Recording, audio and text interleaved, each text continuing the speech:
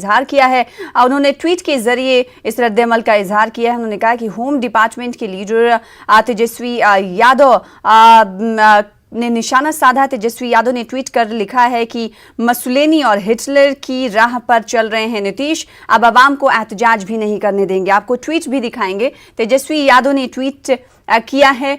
वो ट्वीट के जरिए क्या कुछ कहना चाह रहे हैं ये हम आपको दिखाएंगे भी, बताएंगे भी। उनका रद्द-ए-अमल क्या है आइए सुन लेते हैं।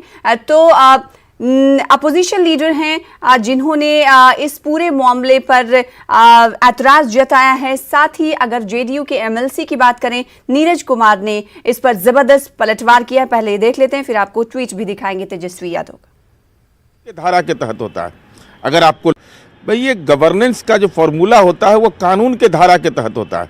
अगर आपको लगता है तो आपको स्पष्ट करना चाहिए भाई ये कैसा प्रावधान, ये कहाँ से गलत होगा। अगर कोई भी व्यक्ति सड़क जाम प्रदर्शन, उसका लोकतंत्र में अधिकार है, लेकिन अगर क्राइम करता है वह किसी के साथ दुर्व्यवहार करता है, शारीरिक दुर्व्यवहार कर देता है, कोई महिला जा रही है उसके साथ दुर्व्यवहार कर दे, कोई व्यक्ति के साथ कर दे, सरकारी संपत्ति का नुकसान कर दे, तो क्या इसकी इजाजत दे दी चाहिए। पर दरअसल तेजस्वी यादव ने ट्वीट क्या किया था वो हम पढ़े देते हैं। मुसोलिनी और हिटलर को चुनौती दे रहे नीतीश कुमार। साथ ही तेजस्वी यादव ने ट्वीट में कहा कि अगर किसी ने सत्ता के खिलाफ जाकर एहतजाजी धरना किया है तो उसे आखिर नौकरी नहीं मिलेगी, ये कैसा इंसाफ है। मतलब नौकरी भी नहीं देंगे और